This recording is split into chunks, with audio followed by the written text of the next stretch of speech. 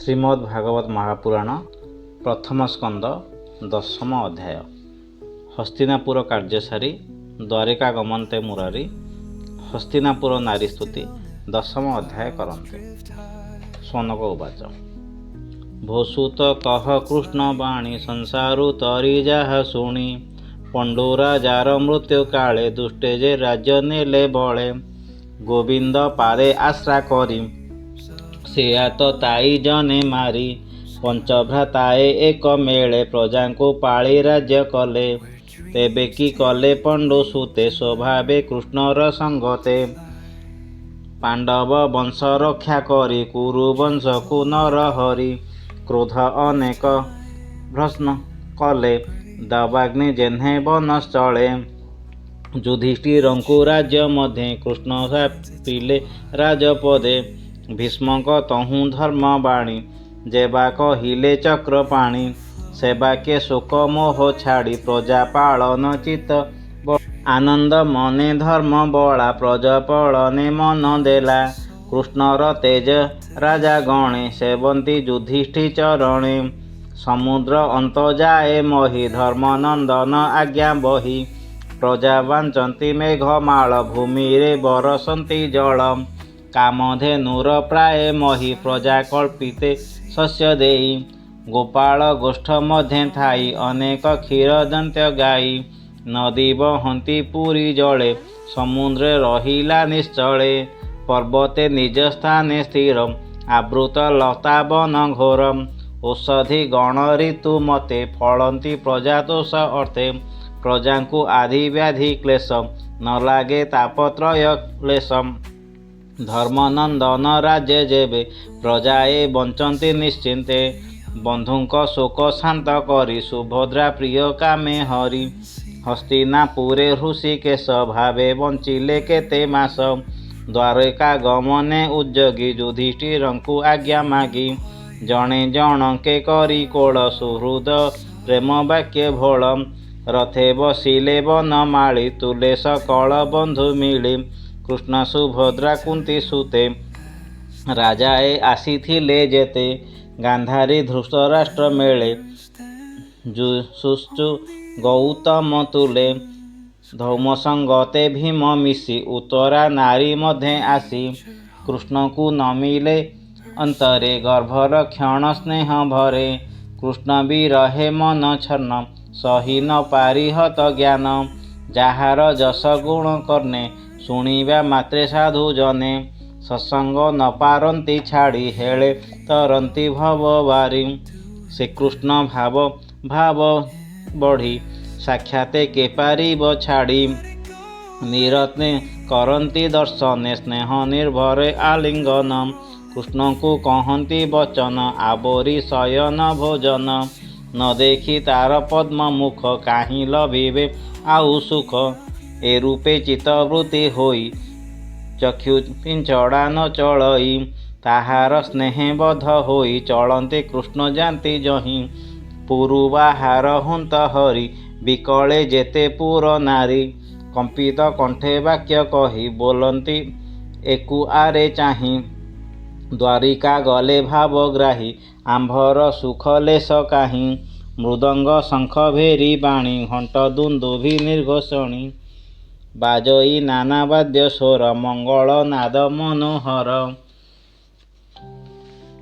ସେ କୁରୁ ରାଜେ ଯେତେ ନାରୀ କୃଷ୍ଣ ବିଚ୍ଛେଦେ ତନୁ ଘାରି ଜଗତି ଅଟାଳି ଆରୋହୀ ପୁଷ୍ପ ବିଞ୍ଚତି କୃଷ୍ଣ ଚାହିଁ କୃଷ୍ଣର ଶିରେ ଶ୍ଵେତ ଛତ୍ର ରତ୍ନ କାଞ୍ଚନୀ ସୁଘଟିତ ଅର୍ଜୁନ ଗୋବିନ୍ଦର ପାଶେ ଆନନ୍ଦେ ଘେନି ମନ ତୋଷେ ବାମ ଦକ୍ଷିଣ ପାଶେ ଟେକି ବ୍ୟଜନ ଉଦ୍ଧବ ସାତ୍ୟକୀ ଚାମର ହସ୍ତେ ପୁଣି ବିଞ୍ଚି କୃଷ୍ଣେ କର୍ପୂର ଧୂଳି ସିଞ୍ଚି ଦେବେ କୁସୁମ ବରସନ୍ତି ମାର୍ଗେ ବିଜୟ ଯଦୁପତି ବ୍ରାହ୍ମଣେ ମିଳି କୃଷ୍ଣ ପାଶେ ଆଶିଷ ଦେଲେ ମନ ତୋଷେ ତୋ ସୁଖ ହେଉ ଏହି ବାଣୀ ବ୍ରାହ୍ମଣ ମୁଖୁ ଯାହା ଶୁଣି ନିର୍ଗୁଣେ ନୋହେ ଅନୁରୂପ ଲୀଳାବତାରେ ଏ ଆରୋପ କୌରବପୁର ନାରୀଙ୍କର ଉତ୍ତମ ଶ୍ଲୋକେ ଚିତ୍ତ ଯାର ଅନ୍ୟାନ୍ୟ ଭାସନ୍ତି ଯେ ଗିର ସେ ସର୍ବଶ୍ରୁତି ମନୋହର कृष्णଙ୍କ ଶୌର୍ଯ୍ୟ ତେଜ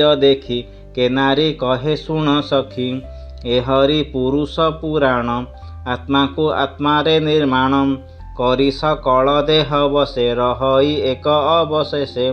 ଗୁଣ ତ୍ରିତୟ ଏ ଜଗତ ମାୟାରେ କରେ ଆତଜାତ ଆତ୍ମାରେ ଆତ୍ମଭାବ ବହେ ସକଳ ଶକ୍ତି ଘେନି ରହେ। ଯେସନେ ସର୍ବଶକ୍ତି ଲଇ ଦିବସ ଅନ୍ତେ ପ୍ରାଣୀ ଶୋଇ ପୁଣି ଉଠଇ ରାତ୍ରି ଅନ୍ତେ ବିଷୟ ଧ୍ୟାନ କରେ ଚିତେ। ଯେହ୍ନେ ଏହାର ବୀର୍ଯ୍ୟ ବଳେ ପ୍ରକୃତି ପସର ସୟଳେ ଯାହାର ନାହିଁ ନାମ ରୂପ ଅନାଦି ନିର୍ଗୁଣ ନିର୍ଲେପ। ଜୀବର ସଙ୍ଗେ ଭୋଗ କରି ବିହରେ ନାମ ରୂପ ଧରି ଜଗତ ସଞ୍ଚାର ଏମନ୍ତେ ବିଧାନ କରେ ବେଦ ମତେ। ଯାହାର ପାଦେ ଆଶ୍ର କରି ଜିତ ଇନ୍ଦ୍ରିୟ ବ୍ରହ୍ମଚାରୀ ନିର୍ମଳ ଆତ୍ମାରେ ନିଶ୍ଚଳେ ଦେଖନ୍ତି ଭକ୍ତି ଯୋଗ ବଳେ। ତାହାଙ୍କ ହୃଦେ ପ୍ରକାଶଇ ସକଳ କଳୁଷ ନାଶଇ ଯାର ମହିମା ମୁନି ଗଣି ଆଗମ ନିଗମ ପ୍ରମାଣେ। ଏକୁଆରକେ କଥା କହି ବଞ୍ଚନ୍ତି ଯାର ପାଦ ଧ୍ୟାଇ ଯେ ଏକ ଈଶ ଲୀଳା କରି ପ୍ରକୃତ ସଙ୍ଗତେ ବିହାରୀ।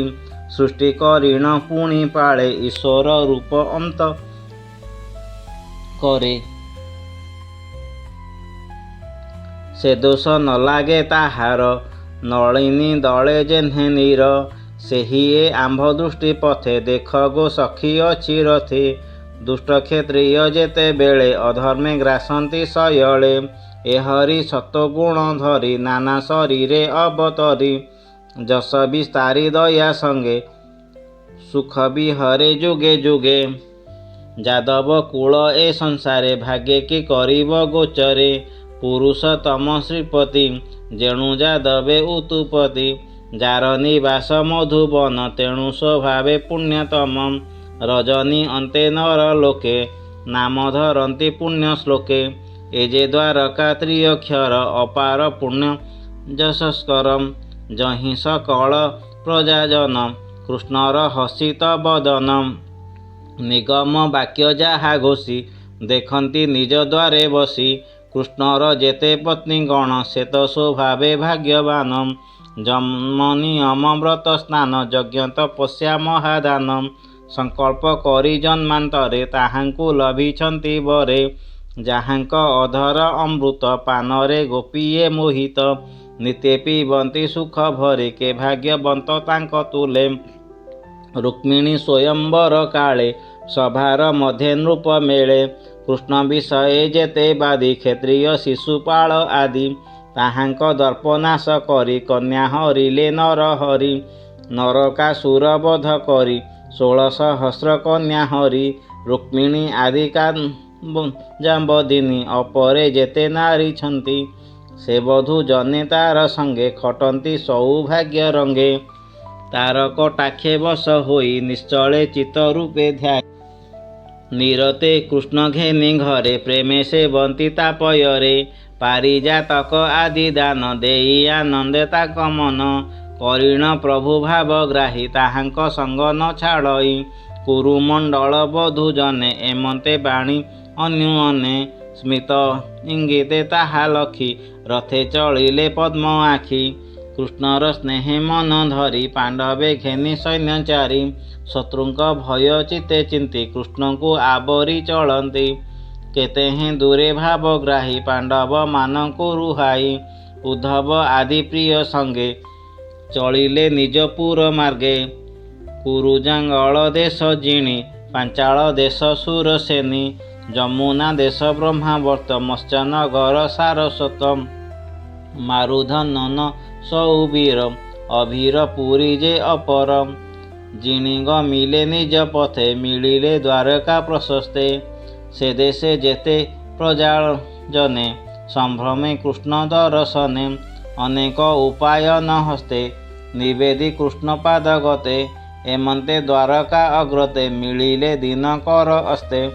ସେ ହରି ଚରଣ ପଙ୍କଜେ କିଙ୍କର ଜଗନ୍ନାଥ ଭଜେ। ଇତି ଶ୍ରୀମଦ୍ଭାଗବତ ମହାପୁରାଣ ପରମହଂସ୍ୟାଂ ସଂହିତାୟାଂ ପ୍ରଥମ ସ୍କନ୍ଧେ ନୈମିଷାରଣ୍ୟ ଉପାଖ୍ୟାନ ଶ୍ରୀକୃଷ୍ଣ ଦ୍ୱାରକା ଆଗମନଂ ନାମ 10ମ ଅଧ୍ୟାୟः ସମାପ୍ତ।